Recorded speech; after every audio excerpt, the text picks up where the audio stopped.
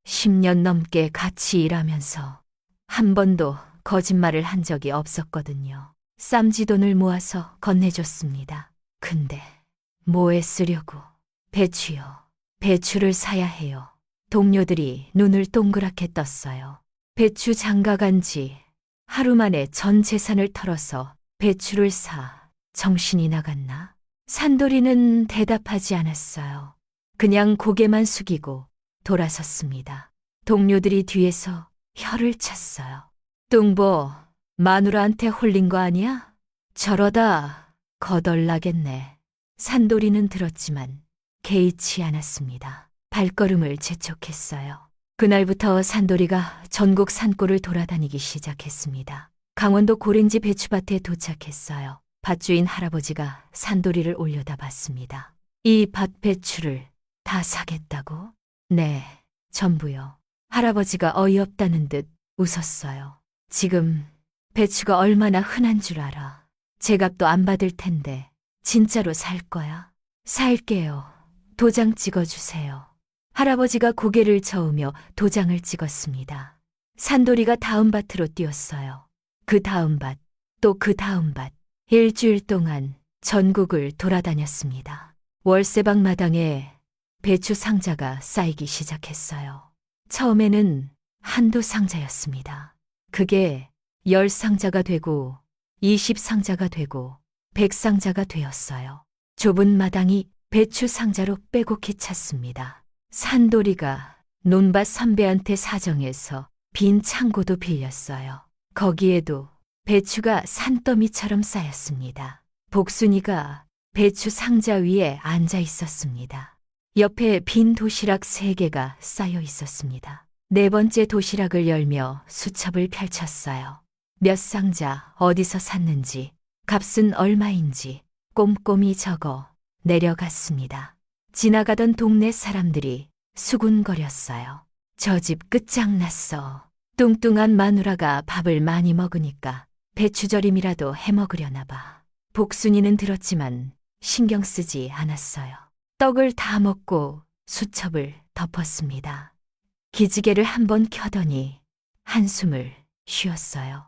여보, 오늘은 뭐 먹을까요? 산돌이가 배추 상자를 정리하다가 멈췄습니다. 당신은 걱정도 안 돼요. 뭐가요? 사람들이 다 비웃잖아요. 복순이가 피식 웃었어요. 비 오면 다 입 다물어요. 걱정 마세요.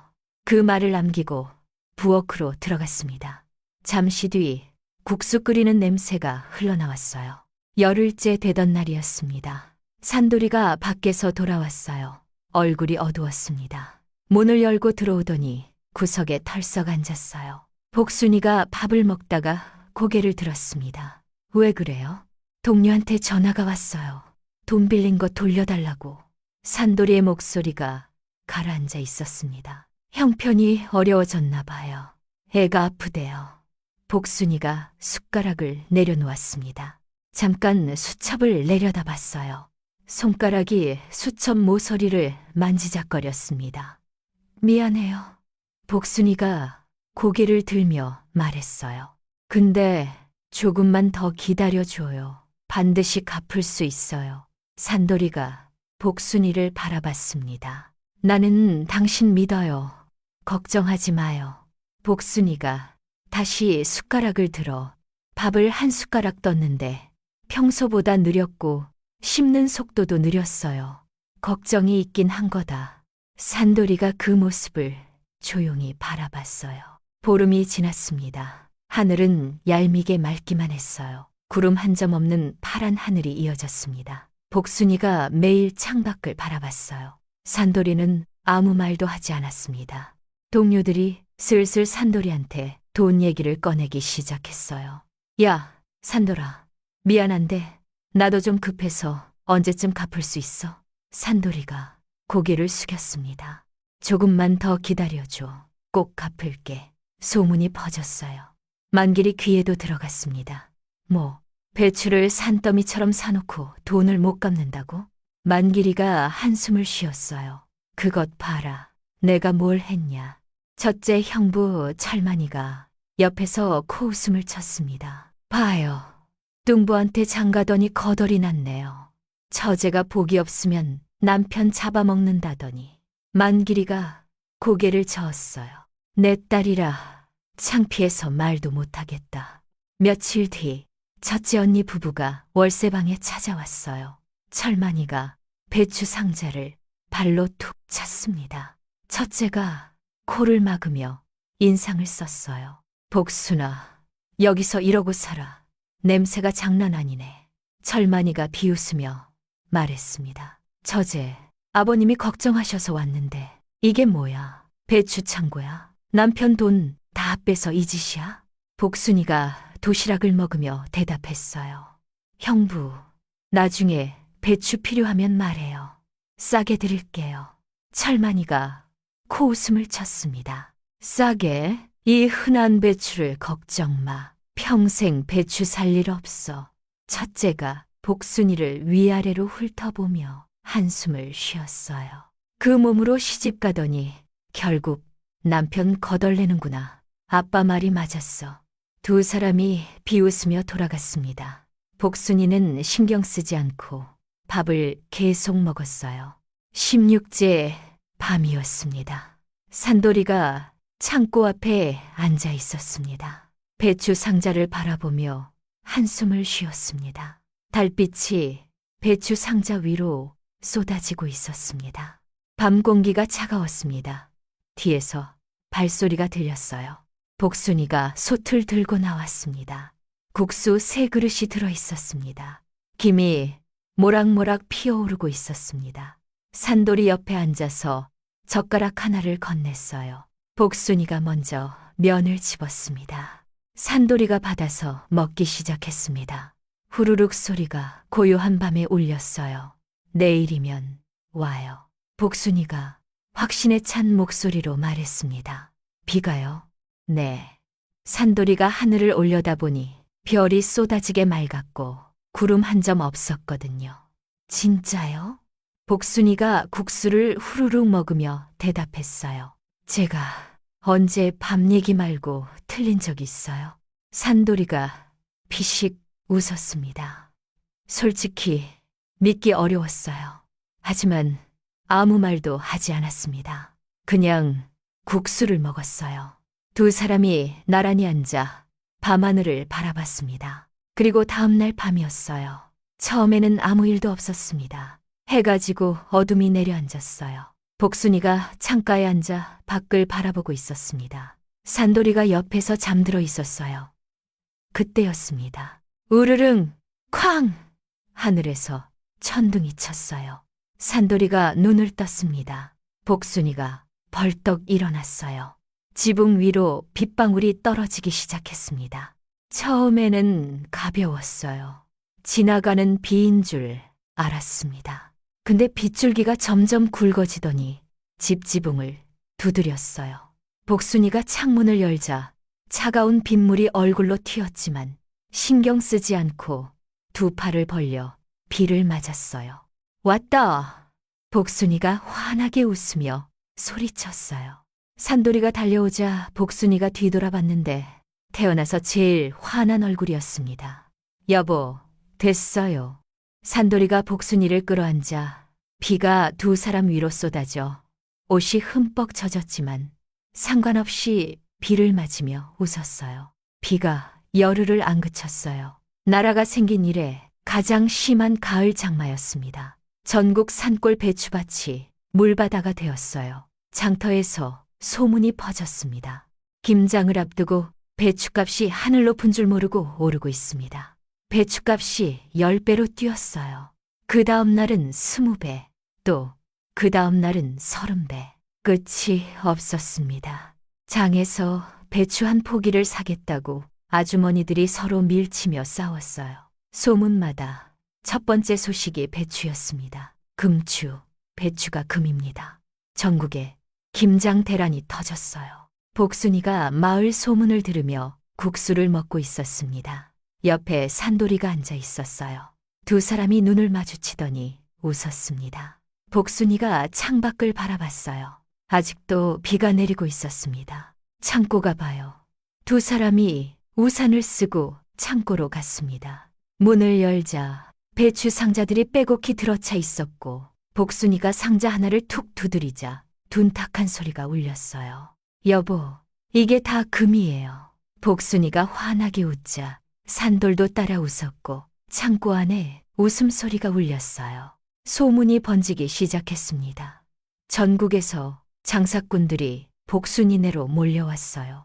도매상, 장터상인, 김치 만드는 집 주인까지. 며칠 전까지 미친 부부라고 손가락질하던 사람들이 줄을 섰습니다. 이른 아침부터 대문 앞에 사람들이 모여들어 좁은 마당이 빼곡히 들어차고 담배 연기가 자욱하게 피어오르며 웅성거리는 소리가 골목까지 울렸습니다. 양반 옷을 입은 큰 장사꾼이 산돌이의 손을 덥석 잡았어요. 여보게, 배추 한 차만 팔아. 후하게 쳐줄게. 옆에서 다른 사람이 돈주머니를 흔들었어요. 5,000냥, 아니 10,000냥이라도 줄 테니 나한테 파시오. 사람들이 서로 목소리를 높였습니다. 산돌이가 어쩔 줄 몰라 했어요. 손을 뿌리치려 해도 사람들이 매달렸습니다. 그때 월세방 문이 삐걱거리며 열렸어요. 복순이가 걸어 나왔습니다. 한 손에 양푼을 들고 다른 손에 숟가락을 쥐고 있었어요. 비빔밥을 먹던 중이라 입가에 고추장이 묻어 있었습니다. 머리카락도 부스스했어요. 복순이가 마당 가운데 서서 팔짱을 끼자 마당이 쥐 죽은 듯 조용해졌고 장사꾼들이 숨을 죽이며 담배 든 손도 멈췄어요. 복순이가 숟가락으로 사람들을 가리키며 호탕하게 외쳤습니다. 줄을 서시오. 목소리가 마당에 쩌렁쩌렁 울렸어요. 값은 내가 정합니다. 현금 아니면 돌아가세요. 복순이가 직접 나서서 지휘하기 시작했습니다. 배추 한 상자에 얼마, 한 수레에 얼마 값을 딱 정해놓고 한 푼도 안 깎아줬어요. 깎아달라고 사정하는 사람한테는 단호하게 말했습니다. 싫으면 다음 분, 뒤에 줄 선 사람이 앞으로 뛰어왔어요. 복순이가 수첩을 펼쳐들었습니다. 품목, 수량, 누구한테 팔았는지 빠짐없이 적어 내려갔어요. 호탕하던 여자가 숫자 앞에서는 바늘 구멍도 안 넘기는 모습이었습니다. 그런데 절반쯤 팔았을 때 복순이가 갑자기 손을 들었어요. 여기서 그만. 나머지는 창고에 넣어둬요. 산돌이가 다가왔습니다. 지금 다 팔면 더 벌 수 있는데요. 복순이가 고개를 저었습니다. 아직 끝이 아니에요. 이건 나중에 쓸 때가 있어요.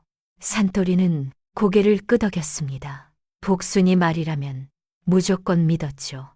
장사가 끝나자 산돌이가 제일 먼저 논밭 동료들을 찾아가 빌린 돈을 원금에 이자까지 얹어서 갚았어요. 야, 이게 뭐야? 이렇게까지 안 해도 돼. 동료가 손사래를 치자 산돌이가 고개를 숙였습니다. 어려울 때 도와줬잖아. 이건 당연한 거야. 동료들 눈이 휘둥그레졌어요. 산돌이가 손을 흔들며 돌아섰습니다. 하루 종일 장사꾼들이 드나들었고 저녁이 되자 마당이 텅 비었습니다. 산돌이가 돈주머니를 들고 숫자를 봤는데 손이 떨렸어요. 평생 본 적 없는 숫자였습니다. 이게 진짜예요? 복순이가 돈주머니를 빼앗고 접어서 호주머니에 넣었습니다. 돈에 눈이 돌면 안 돼요. 이건 시작이에요. 산돌이가 고마운 눈으로 복순이를 바라봤어요. 그래도 당신은 진짜 대단해요. 대단한 건 나를 믿어준 당신이에요. 복순이가 산돌이를 똑바로 쳐다보며 말했고 잠깐 눈이 마주치자 먼저 눈을 피했습니다. 밥이나 해요. 배고파요. 그렇게 정신없는 며칠이 지났습니다. 며칠 만에 부자가 되었고 월세방 대신 번듯한 집으로 옮겼죠. 마당이 넓었고 방도 3개나 되었습니다. 근데 복순이는 달라진 게 하나도 없었어요. 여전히 양푼에 밥을 퍼서 먹었고 틈만 나면 국수를 끓였습니다. 복순이가 산돌이한테 시킨 일이 하나 있었어요. 창고마다 지키는 사람을 세워요. 산돌이가 고개를 갸우뚱했습니다. 도둑이 들 것 같아요. 돈이 생기면 반드시 노리는 놈이 나타나요. 미리 준비해야죠. 복순이가 단호하게 말했어요. 산돌이가 고개를 끄덕이며 사람을 세우러 갔습니다. 복순이가 한 가지 더 한 일이 있었어요. 돈 있는 장사꾼에게는 죗값을 받았지만 배추 살 형편이 안 되는 동네 어르신들한테는 달랐습니다. 할머니들이 찾아오면 복순이가 환하게 웃으며 먼저 말했어요.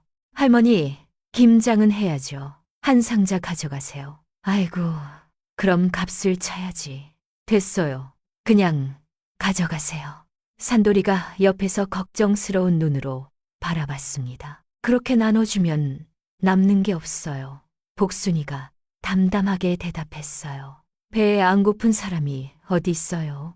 있는 사람이 나눠야죠. 그 말 한마디 하고 또 상자를 내줬습니다. 배추를 받아간 동네 할머니가 주름진 눈가에 눈물을 고이며 복순이 손을 꽉 잡았어요. 아가 고맙다. 올해 김장 못할 뻔했어. 복순이가 할머니 등을 토닥거렸어요. 할머니, 내년에도 오세요. 산돌이가 옆에서 그 모습을 보며 가슴이 뭉클해졌습니다. 복순이가 제일 예뻐 보이는 순간이었죠. 그렇게 며칠이 더 흘렀어요. 어느 날 밤이었습니다. 대문 밖에서 인기척이 나서 복순이가 창문으로 내다보니 둘째 언니 화순이가 어두운 골목에 혼자 서 있었어요. 복순이가 한숨을 쉬며 문을 열었어요. 언니, 이 밤에 웬일이야? 화순이가 빨개진 얼굴로 고개를 숙였어요. 복순아, 배추 좀 나눠줄 수 없니? 올해 김장을 못 담갔어. 복순이가 말없이 화순이를 바라봤어요. 며칠 전만 해도 뚱보라고 손가락질하던 언니였습니다. 복순이가 창고 쪽으로 고개를 끄덕였어요. 가져가. 화순이가 배추 상자를 받아들며 고개를 더 숙였어요. 고마워. 복순이가 화순이 등 뒤에 대고 담담하게 말했어요. 언니 아까운 그 얼굴로 맨날 거울만 보지 말고 세상 돌아가는 것도 좀 봐. 화순이가 아무 말도 못한 채 배추만 들고 사라졌습니다. 며칠 뒤에는 첫째 언니 부부가 찾아왔어요. 철만이가 어색하게 웃으며 말했습니다. 저제, 그때는 내가 말이 심했어. 미안하게 됐네. 복순이가 팔짱을 꼈어요. 형부, 평생 배추 살 일 없다고 하지 않았어요? 철만이의 얼굴이 굳었습니다. 첫째가 옆에서 끼어들었어요. 복순아, 형부가 논밭일 하다가 좀 어려워졌어. 김장배추 좀 도와줄 수 있니? 복순이가 한숨을 쉬었습니다. 창고에서 배추 몇 상자를 꺼내왔어요. 가져가. 그리고 형부 단속 좀 해. 첫째의 얼굴이 빨개지고 철만이는 이를 악물더니 두 사람이 도망치듯 사라졌어요. 산돌이가 복순이의 넓은 등을 바라봤습니다. 당신은 진짜 대단한 사람이에요. 복순이가 돌아보며 말했습니다. 그래서 칭찬은 됐고 밥이나 줘요. 장사하느라 배가 고파 죽겠어요. 산돌이가 피식 웃으며 둘이 부엌으로 들어갔어요. 그 시각이었습니다. 골목 어귀에 세워진 수레 안에서 철만이가 전가를 보내고 있었습니다. 회사 장부 날짜가 언제라고 상대방이 뭐라고 말하자 철만이의 얼굴이 굳어졌어요. 좀 더 시간을 줘. 전가를 끊고 불이 환하게 켜진 복순이네 집을 올려다봤어요.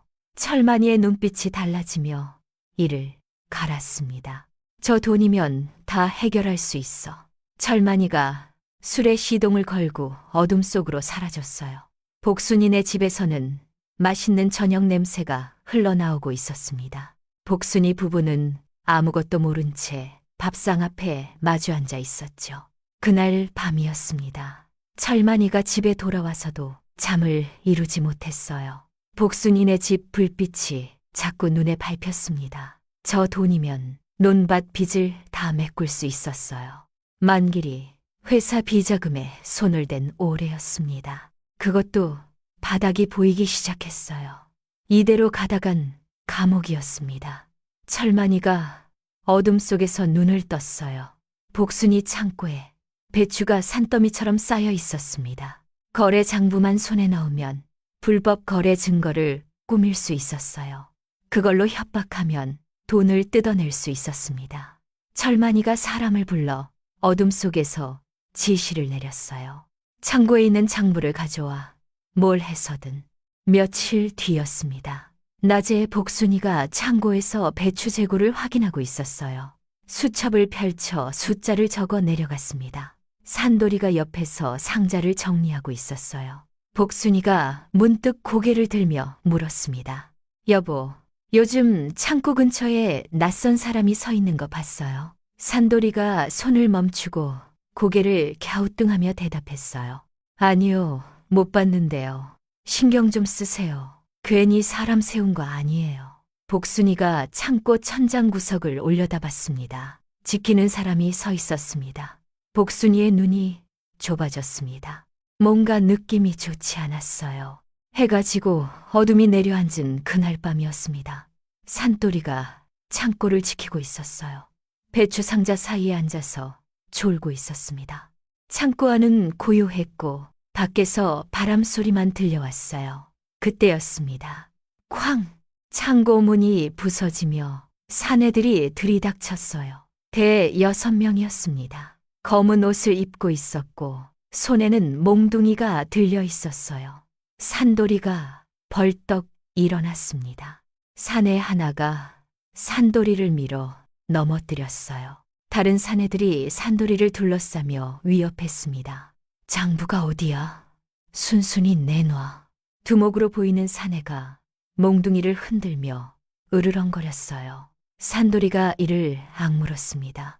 더러운 놈들, 내 피땀으로 번 재산은 한 푼도 못 쳐.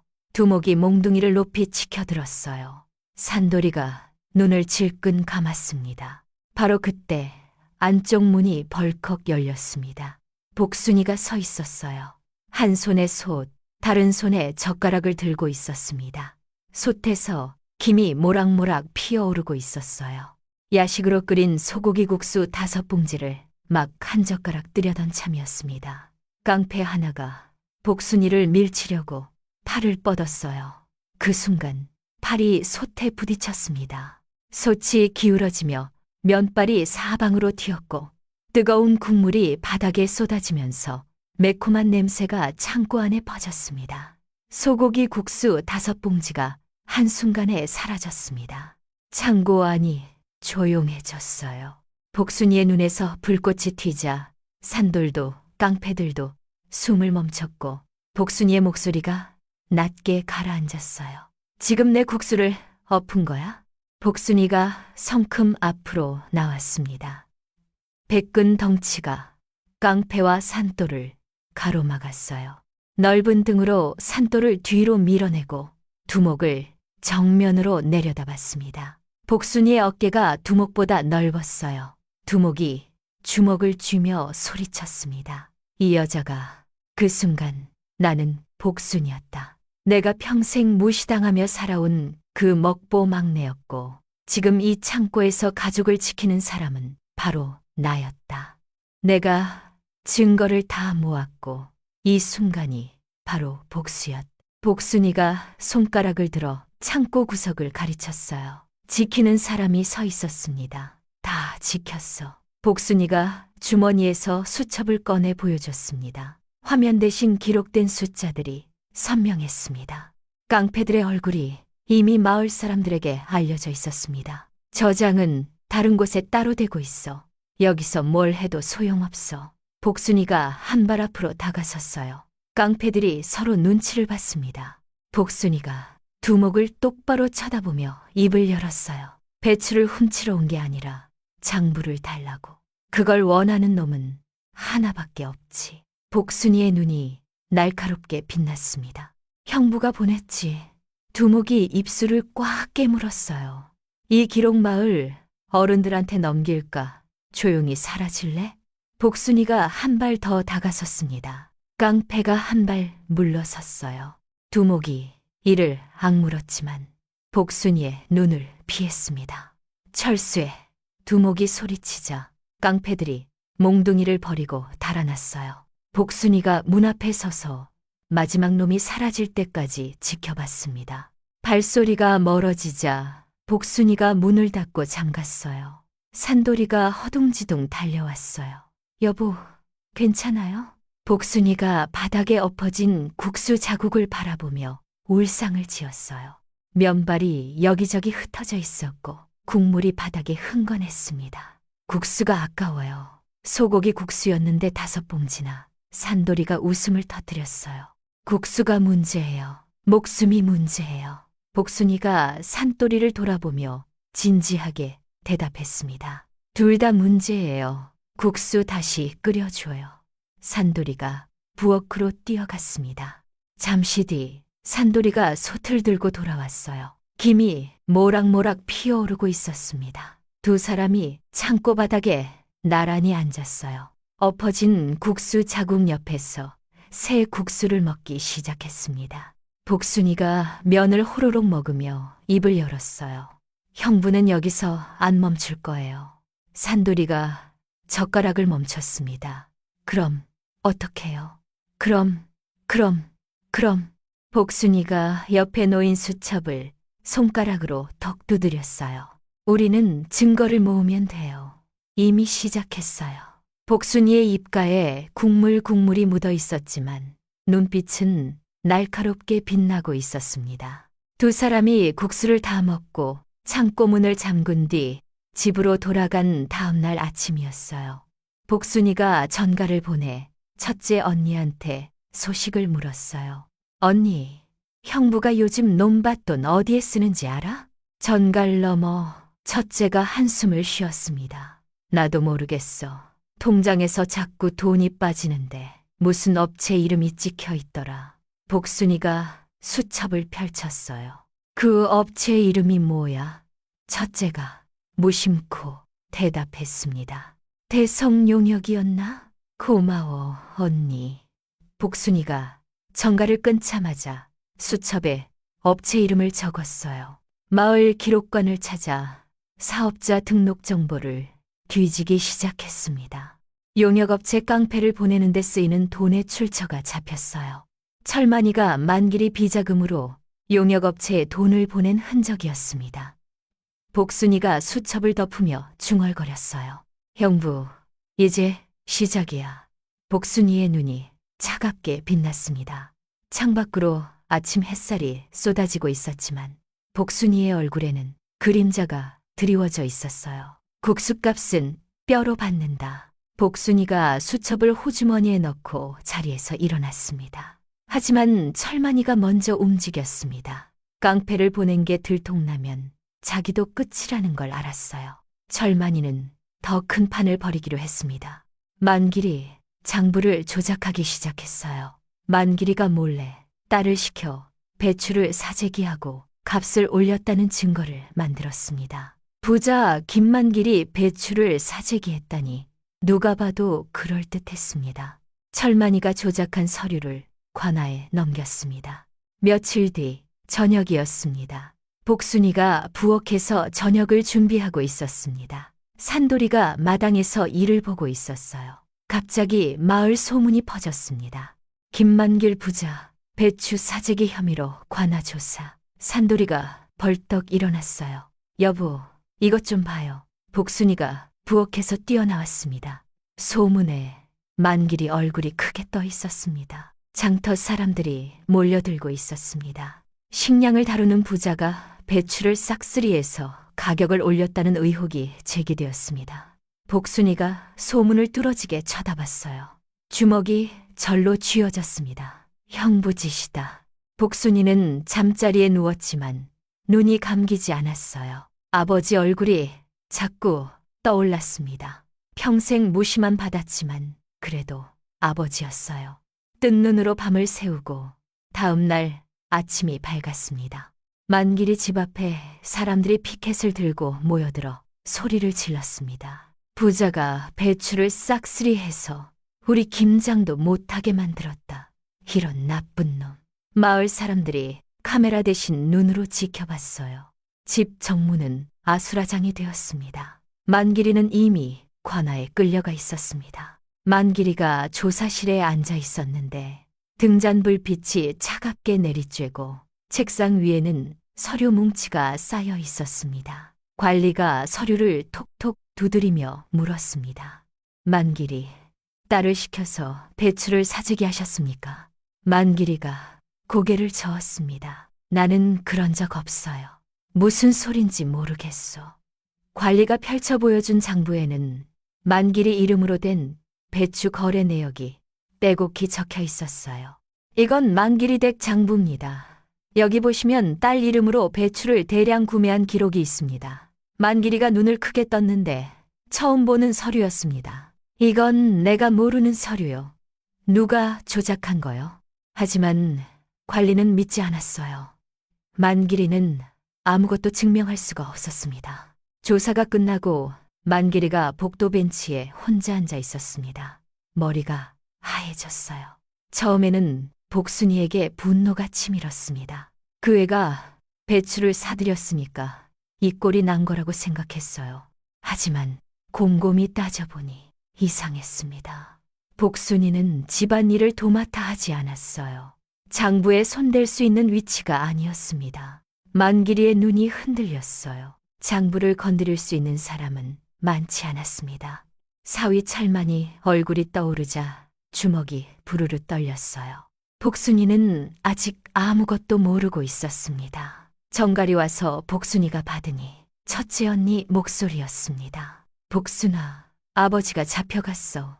너라도 뭔가 해봐. 복순이가 냉정하게 대답했어요. 형부가 한 짓인 거 알면서 왜 나한테 전갈해? 첫째가 목소리를 낮췄습니다. 나는 애들도 있고 우리까지 엮이면 다 끝이야. 제발 이해해. 뚝, 전갈이 끊어졌어요. 복순이가 전갈을 내려다보며 한숨을 쉬었어요. 결국 자기 가족만 챙기겠다는 거였습니다. 잠시 뒤 또 전갈이 왔습니다. 이번에는 둘째 언니 화순이었습니다. 근데 목소리가 이상하게 들떠 있었어요. 복순아, 나는 걱정 마. 나 요즘 좋은 사람 만났어. 돈도 많고 잘생겼어. 복순이가 미간을 찌푸렸어요. 언니, 아버지가 잡혀갔는데 그게 할 말이야? 아버지는 뭐 어떻게 되겠지. 나는 내 인생 살아야지. 복순이가 한마디 했어요. 언니, 급하게 만난 사람이 제일 위험해. 화순이가 코웃음을 쳤습니다. 너는 맨날 걱정이야. 뚝, 또 끊어졌어요. 복순이가 전갈을 탁 내려놓았습니다. 산돌이가 옆에서 지켜보고 있었습니다. 산돌이가 주먹을 불끈 쥐었습니다. 이런 못된 놈들, 장인어른 덕에 그렇게 잘 먹고 살았으면서 산돌이가 당장이라도 뛰쳐나갈 것처럼 벌떡 일어났습니다. 복순이가 산돌이를 막아섰습니다. 먹던 밥그릇을 탁 내려놓았어요. 여보, 주먹으로는 안 돼요. 산돌이가 복순이를 바라봤어요. 그럼 어떻게 해요? 가만히 있을 수는 없잖아요. 복순이가 차분하게 말했습니다. 돈 좋아하는 놈한테는 돈으로, 명분 좋아하는 놈한테는 명분으로 싸워야 해요. 복순이가 서랍에서 수첩을 꺼냈어요. 산돌이에게 펼쳐 보였습니다. 배추를 사고 판 기록이 빼곡히 적혀 있었어요. 날짜, 양, 누구한테 샀는지, 누구한테 팔았는지. 이건 우리 부부가 우리 돈으로 산 배추예요. 아버지 장사하고 단 한 푼도 섞인 게 없어요. 증거는 여기 다 있어요. 산돌이가 수첩을 들여다봤어요. 복순이가 얼마나 꼼꼼하게 기록했는지 한눈에 보였습니다. 복순이가 사람을 불러 증언을 모았어요. 그리고 형부 증거도 있어요. 기록에 감시 증언이 담겨 있었습니다. 한밤중에 창고에 들이닥친 깡패들이 장부를 요구하는 장면이 증인들의 말로 적혀 있었습니다. 복순이가 수첩에서 종이 한 장을 더 꺼냈어요. 철만이의 돈 흐름을 정리한 기록이었습니다. 비자금에서 용역업체로 돈이 빠져나간 내역이 적혀 있었어요. 깡패 증언하고 돈 흐름을 합치면 누가 시킨 건지 분명해요. 산돌이가 놀란 눈으로 복순이를 봤어요. 당신 이걸 언제 다 준비한 거예요? 복순이가 피식 웃었습니다. 국수 먹으면서요. 복순이가 잠깐 말을 멈췄는데 수첩을 들고 있는 손이 살짝 떨리고 있었습니다. 산돌이가 복순이 손을 잡았어요. 여보, 무서워요. 복순이가 고개를 숙였습니다. 목소리가 갈라졌어요. 아버지한테 맨날 무시당했어요. 못난 딸이라고 밥만 축낸다고 눈이 붉어졌습니다. 근데 그래도 아버지잖아요. 산돌이가 복순이 등을 토닥거렸어요. 복순이가 눈물을 훔치고 고개를 들었습니다. 눈빛이 단단해졌어요. 가요. 우리 아버지 데려와야죠. 복순이가 수첩을 호주머니에 넣고 일어섰습니다. 산돌이를 돌아보며 말했어요. 여보, 주먹 대신 배추 수레를 준비해요. 우리는 배추로 싸울 거예요. 산돌이가 고개를 끄덕이고 둘이 현관문을 열고 나갔습니다. 복순이의 눈이 차갑게 빛나고 손에는 수첩이 꽉 쥐어져 있었습니다. 형부, 이제 내 차례야. 복순이는 그날 밤 한숨도 자지 않았습니다. 아버지를 구해야 한다는 생각에 눈이 감기지 않았어요. 새벽 4시 창고 한마당에 수레 수십 대가 줄지어 서 있었습니다. 횃불 불빛이 어둠을 가르고 산돌과 논밭 동료들이 배추 상자를 수레에 싣고 있었어요. 복순이가 마당 가운데 서서 수첩을 펼쳐들고 작업을 지휘했습니다.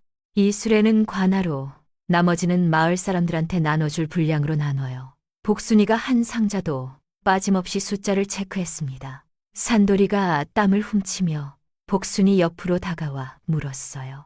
여보, 긴장 안 돼요? 복순이가 품에서 주먹밥을 꺼내 한 입 빼어 물며 대답했습니다. 배가 불러야 싸울 수 있지. 주먹밥을 다 먹고 손을 털더니 수레에 올라탔어요. 복순이가 손을 높이 들어올리며 외쳤습니다. 출발해요. 수레들이 일제히 바퀴를 굴리자 괴음이 새벽 공기를 가르며 울려 퍼졌습니다. 기다란 행렬이 어둠 속으로 빠져나갔어요. 수레들이 도착했을 때 관아 앞은 이미 난리였습니다. 이른 아침부터 사람들이 몰려들어 김만길 처벌하라 팻말을 흔들고 있었어요. 마을 사람들이 눈으로 지켜보고 경비들이 바리케이드를 치며 사람들을 막아서는 등 분위기가 험악했습니다. 그때 멀리서 괴음이 들려왔어요. 사람들이 고개를 돌렸습니다. 끝이 보이지 않는 수레 행렬이 천천히 들어오고 있었습니다. 맨 앞 수레 위에 누군가 서 있었습니다. 복순이었어요. 백근 덩치 그대로 바람에 머리카락을 날리며 한 손에 나팔을 들고 서 있었는데 눈빛이 장군 같았습니다. 수레가 관아 앞에 멈춰서자 복순이가 나팔을 들어 올렸어요. 여러분, 목소리가 광장에 쩌렁쩌렁 울렸습니다. 여기 있는 배추 10만 포기는 저 복순이가 남편과 함께 우리 돈으로 산 겁니다. 아버지 장사와는 한 푼도 상관이 없어요. 사람들이 웅성거리기 시작했습니다. 복순이가 손을 높이 들어 올리며 다시 외쳤어요. 그리고 오늘 이 배추를 전부 공짜로 나눕니다. 김장 못하신 분들 줄 서세요. 복순이가 손짓하자 수레 덮개가 걷혔습니다.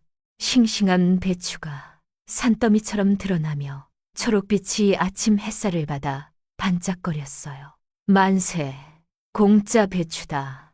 저 사람이 범인일 리가 없어. 분위기가 순식간에 바뀌기 시작했습니다. 아까까지 만기리를 욕하던 사람들이 배추를 받으려고 줄을 섰어요. 복순이가 수레에서 내려와 직접 배추를 한 상자씩 건네며 인사했습니다. 그때 할머니 한 분이 복순이 앞에서 걸음을 멈췄어요. 아가, 그때 그 아가 아니야. 김장 배추를 받았던 그 할머니였습니다. 주름진 얼굴에 눈물이 그렁그렁 맺혀 있었어요. 할머니가 복순이한테 달려와서 손을 꽉 잡았습니다. 이런 착한 사람을 범인이라고 하면 안 되지. 주변 사람들이 고개를 끄덕이며 맞장구를 쳤어요. 맞아. 저런 사람이 사재기를 해. 진짜 범인이 따로 있는 거 아냐? 복순이가 할머니 등을 토닥거리며 배추 한 상자를 더 건넸습니다. 복순이가 밖에서 배추를 나눠주는 동안 산돌이가 관아 안으로 들어가고 있었어요. 손에는 서류 봉투가 들려 있었습니다. 증인 증언, 복순이의 거래 장부, 철만이의 돈 흐름 기록이 전부 담겨 있었어요. 관리가 서류를 펼쳐 철만이가 만든 가짜 장부와 복순이의 진짜 기록을 나란히 놓고 대조했습니다. 숫자부터 달랐어요. 날짜도, 거래처도, 금액도 전부 맞지 않았습니다. 증인들의 증언이 재생되었습니다. 한밤중에 창고에 들이닥친 깡패들이 장부를 요구하는 장면이 증언으로 선명하게 적혀 있었고 협박하는 목소리까지 들렸습니다. 관리가 서류를 덮으며 고개를 끄덕였어요. 조작한 쪽이 누군지 분명하군요. 밖에서 환호성이 터졌습니다. 소문이 퍼지자 분위기가 한순간에 뒤집혔어요. 만길이는 잘못이 없었어. 진짜 범인은 사위야. 아까까지 팻말을 들고 욕하던 사람들이 이제는 복순이에게 박수를 보냈습니다. 잠시 뒤 관아문이 열렸어요. 철만이가 수갑을 차고 고개를 푹 숙인 채 끌려 나왔습니다. 마을 사람들이 눈으로 지켜봤어요. 철만이가 끌려 나오다가 복순이와 눈이 마주쳤습니다. 복순이가 한 발 앞으로 나와 조용히 입을 열었어요. 형부, 그때 내 국수값 이걸로 받는 거예요. 철만이가 아무 말도 못하고 고개를 더 깊이 숙였습니다. 경비가 철만이를 수레에 태우고 복순이가 그 모습을 끝까지 지켜봤어요. 얼마 뒤 관아문이 다시 열렸습니다. 만길이가 고개를 들었어요. 앞에 복순이가 서 있었습니다. 가슴이 철렁 내려앉았어요. 평소에 밥만 많이 먹는다고 한숨 쉬던 딸이었습니다. 뚱뚱해서 시집도 못 갈 거라고 걱정하던 딸이었어요. 명절에 와도 부엌에서만 일하라고 시키던 딸이었습니다. 돈 한 푼 안 주면서 집안에만 맡기던 딸이었어요. 그 딸이 지금 당당하게 서서 자기를 구해냈습니다. 그렇게 예뻐하던 첫째와 둘째는 보이지도 않았어요. 좋은 혼처 보내주고 장사까지 맡겼는데 정작 손 내민 건 맨날 밥만 축내던 막내딸이었습니다. 만길이의 무릎이 꺾였어요. 다리에 힘이 풀려서 주저앉으려는데 복순이가 얼른 달려와 부축했습니다. 딸의 넓은 등이 느껴졌어요. 언제 이렇게 듬직해졌을까? 눈물이 앞을 가렸습니다. 만길이가 떨리는 손으로 복순이의 소매를 붙잡았습니다. 복순아, 목소리가 갈라졌어요. 이 못난 아비를 용서해 다오. 내가 눈이 멀어서 내 마음을 몰라봤구나. 복순이가 투박한 손으로 아버지의 눈물을 닦아줬습니다. 복순이의 눈시울도 붉어져 있었어요. 목이 메웠습니다. 아버지한테 이런 말 한 번도 못 해봤거든요. 아버지, 울지 마세요. 복순이가 품에서 삼각김밥 2개를 꺼냈습니다. 새벽에 집 나서기 전에 챙겨둔 거였어요. 배고프시죠? 밥 드세요. 만길이가 삼각김밥을 받아들었어요. 손이 부들부들 떨렸습니다. 평생 무시하던 딸이 건넨 삼각김밥이었어요. 한 입 베어 무는데 눈물이 멈추지 않았습니다. 이 아비가 내 밥을 먹을 자격이 있을까? 복순이가 아버지 등을 토닥거렸어요. 밥은 누구나 먹어야죠. 아버지도요. 만길이가 소리내어 엉엉 울었습니다. 복순이가 아버지를 투박하고 넓은 팔로 꼭 감싸 안았어요. 사람들이 그 모습을 지켜봤습니다. 마을 사람들이 눈으로 지켜봤어요. 아무도 말이 없었습니다. 복순이가 아버지를 부축해 수레에 태웠어요. 산돌이가 운전석에 앉아 기다리고 있었습니다.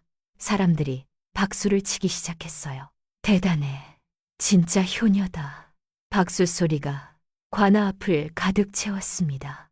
복순이가 수레에 올라타며 사람들을 향해 고개를 숙이고 산돌이를 바라봤어요. 여보, 집에 가요. 아버지, 진짜 밥 해드려야죠. 산돌이가 피식 웃으며 바퀴를 굴렸습니다. 수레가 천천히 출발하자 뒤에서 사람들이 손을 흔들었어요. 복순이가 창밖을 바라봤습니다. 아침 햇살이 얼굴을 비추고 있었어요. 옆에는 아버지가 삼각김밥을 먹으며 조용히 울고 있었습니다. 복순이가 아버지 손을 꽉 잡았어요. 아버지, 저 하고 싶은 거 있어요? 만길이가 고개를 들었습니다. 배고픈 사람 없는 밥집 하나 차리고 싶어요. 아버지도 도와주실 거죠?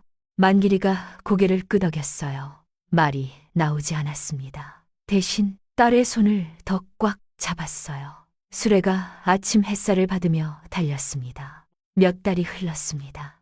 복순이네 집 거실에서 만길이가 돈주머니 하나를 테이블 위에 올려놓자 복순이가 고개를 저었어요. 아버지, 돈 필요 없어요. 저희 돈으로 할 거예요. 만길이가 돈주머니를 복순이 앞으로 밀었습니다. 이건 내가 너한테 평생 못 해준 밥값이다. 복순이가 돈주머니를 바라보니 아버지의 손이 떨리고 있었어요. 복순이가 돈주머니를 받아들었습니다. 뭔가 돈주머니를 받아들었습니다. 그러면 아버지도 같이 일하셔야 해요. 만길이가 고개를 끄덕였습니다. 몇 주 뒤 마을 한복판에 작은 국밥집이 문을 열었어요. 간판에는 복순이 국밥집이라고 쓰여 있었습니다. 매일 아침 따뜻한 국밥을 끓여 대접했어요. 복순이가 백근 덩치 그대로 깔끔한 앞치마를 두르고 국자를 들었습니다. 많이 먹어요. 오늘 배고픈 사람 없어야 해요. 목소리가 국밥집 안에 쩌렁쩌렁 울렸어요. 산돌이가 옆에서 밥을 퍼주고 만길이가 국솥 앞에서 국을 떠주었습니다. 손님들이 줄을 섰어요. 복순이는 살이 안 빠졌습니다. 백근 그대로였어요. 근데 앞치마를 두르고 국밥집을 이끄는 그 모습에서 풍기는 위엄이 있었습니다. 어떤 날씬한 미인보다 눈부셨어요. 어느 날 저녁이었습니다. 손님들이 다 빠지고 국밥집이 조용해졌어요. 복순이가 설거지를 하다가 손을 멈추고 만길이를 바라봤습니다. 아버지, 첫째 언니 소식 들으셨어요? 만길이의 얼굴이 굳었어요. 그들 이야기 꺼내지 마라. 목소리가 차가웠습니다. 날 버린 것들이야. 내가 잡혀갔을 때 손가락 하나 까딱 안 했잖아. 복순이가 고무 장갑을 벗으며 아버지 옆에 앉았어요. 형부가 그런 거지. 언니가 그런 거 아니잖아요. 형부 감옥 가고 애들이랑 고생한다는 소식 들었어요. 둘째 언니도 그 남자한테 사기당했대요. 만길이가 아무 말도 하지 않았어요. 복순이가 아버지 손을 잡았습니다. 아버지도 저한테 잘못했지만 저는 아버지 용서했잖아요. 만길이의 눈이 흔들렸어요. 한참을 말이 없다가 한숨을 내쉬었습니다. 내가 알아서 해라. 그날 밤이었습니다. 복순이가 전가를 들고 한참 화면을 바라봤습니다. 첫째, 언니 번호가 떠 있었는데 손가락이 통화 버튼 위에서 멈추고 심장이 쿵쿵 뛰었어요. 아버지 잡혀갔을 때 그 차가운 목소리가 떠올랐습니다. 우리까지 엮이면 다 끝이야. 그때 얼마나 서운했는지. 가슴 한구석이 아직도 욱신거렸어요. 산돌이가 옆에서 물었습니다.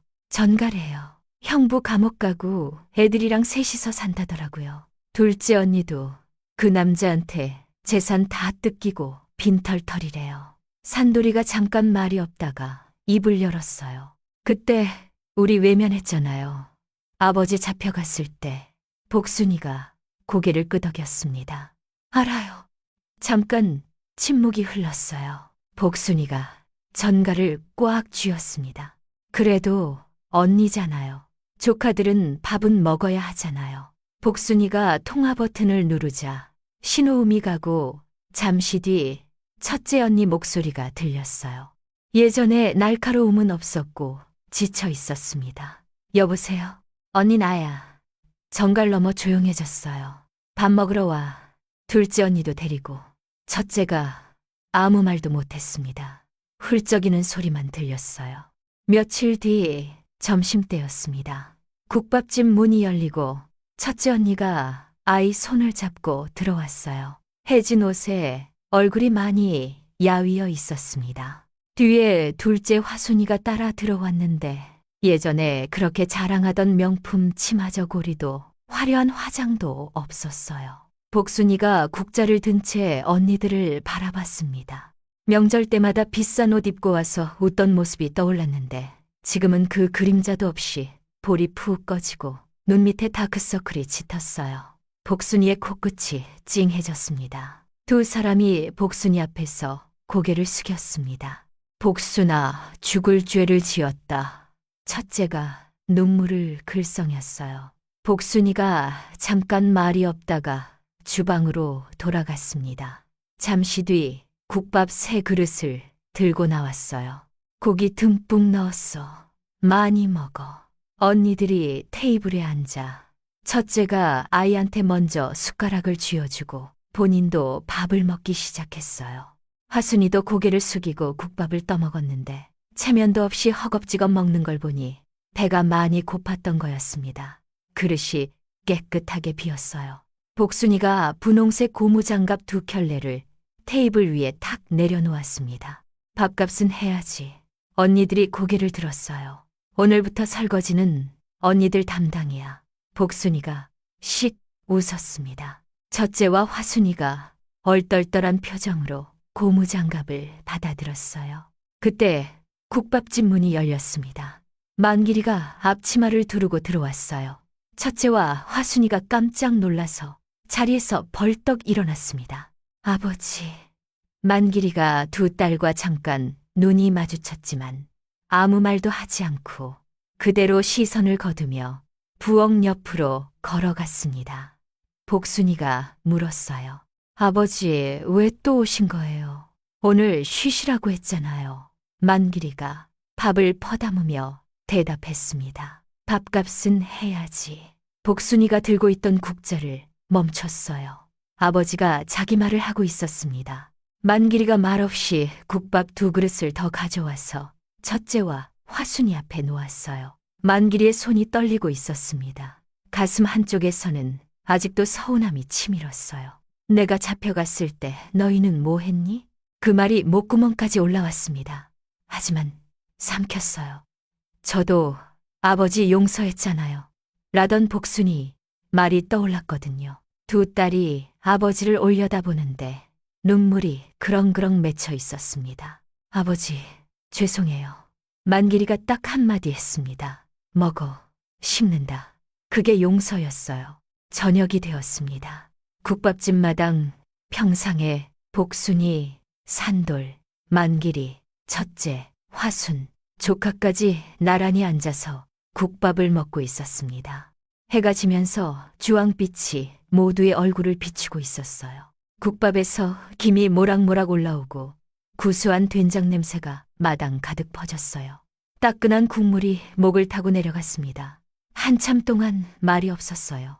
후루룩 국밥 먹는 소리, 숟가락이 그릇에 부딪히는 소리만 났습니다. 복순이가 식구들을 한 명씩 바라봤어요. 아버지, 첫째 언니, 화순 언니, 조카, 그리고 옆에 앉은 산돌. 한때 다 흩어질 뻔한 가족이었는데 지금은 한 상에 앉아 같은 국밥을 먹고 있었습니다. 복순이의 눈가가 촉촉해졌어요. 화순이가 먼저 입을 열었어요. 목소리가 작았습니다. 복순아, 응, 나는 예쁘다고 자만했어. 복순이가 화순이를 바라봤어요. 내 얼굴만 믿고 살았어. 좋은 남자 만나면 된다고 생각했어. 근데 결국 내 얼굴만 보고 접근한 남자한테 전 재산 뜯겼어. 화순이의 목소리가 떨렸습니다. 근데 너를 진짜로 알아본 사람을 만났네. 화순이가 산돌이를 바라봤어요. 형부가 처음 왔을 때 기억나. 다들 뚱뚱하다고 못났다고 저런 여자랑 왜 결혼했냐고 뒷담화했잖아. 근데 형부만 달랐어. 산돌이가 멋쩍게 웃었습니다. 저는 그냥 복순 씨가 좋았어요. 화순이가 국밥 그릇을 내려놓았어요. 나는 평생 겁만 봤어. 사람도 겁만 보고 나도 겁만 꾸미고. 근데 결국 남은 게 뭐야? 눈물이 흘렀습니다. 복순아, 미안해. 그때 뚱보라고 놀린 거 진짜 미안해. 복순이가 화순이를 바라봤어요. 명절 때마다 살 좀 빼지 그러냐 하며 한숨 쉬던 화순이였습니다. 그 화순이가 지금 눈물을 흘리며 미안하다고 했어요. 복순이의 눈이 붉어졌습니다. 속으로 삼켜왔던 서러움이 올라왔어요. 하지만 복순이는 꾹 참고 화순이 앞에 국밥을 한 그릇 더 놓았습니다. 한글은 복순이의 국밥을 한 그릇. 언니, 그만 울고 밥이나 먹어. 내일부터 설거지 마. 화순이가 웃음과 울음이 섞인 얼굴로 숟가락을 들었습니다. 만길이가 국밥 한 숟가락을 뜨다가 멈췄어요. 눈물이 흘렀습니다. 복순아, 네 아버지. 이 밥이 세상에서 제일 맛있다. 복순이가 아버지를 바라봤어요. 아버지, 제가 뭘 했어요? 만길이가 고개를 들었습니다. 밥만 안 굶으면 되는 거예요. 그게 제일 중요한 거예요. 만길이가 고개를 푹 숙이고 어깨가 떨리자 복순이가 아버지 등을 토닥거렸어요. 밤이 깊어졌습니다. 국밥집 불빛이 환해져 있었어요. 안에서 설거지하는 소리, 웃음소리가 새어나왔습니다. 복순이의 호탕한 목소리가 들렸어요. 언니들 그릇 닦을 때 뒤집어서 닦아야 해. 알았어, 알았어. 작은 국밥집 안에 가족이 모여 있었습니다. 뚱뚱하다고 못났다고 밥만 축낸다고 손가락질했습니다. 근데 결국 그 사람이 모두를 먹여 살렸어요. 국밥집 불빛은 그 밤에도 꺼지지 않고 마을을 환하게 비추고 있었습니다. 여러분, 이 이야기는 조선시대 한 마을에서 전해 내려오는 민간 설화입니다. 겉모습만 보고 누군가를 판단한 적은 없으신가요? 진짜 보석은 눈에 잘 띄지 않는 곳에 있을지도 모릅니다. 어쩌면 지금 당신 곁에 있는 사람이 바로 그 보석일 수도 있어요. 주변에도 복순이처럼 묵묵히 가족을 위해 애쓰시는 분들 계시죠. 어쩌면 지금 이 이야기를 듣고 계신 여러분이 바로 그 복순이일 수도 있어요. 따뜻한 마음으로 댓글 한마디 남겨주세요. 그 말이 누군가에게 그리고 여러분 자신에게 큰 힘이 될 겁니다. 오늘도 끝까지 들어주셔서 감사합니다.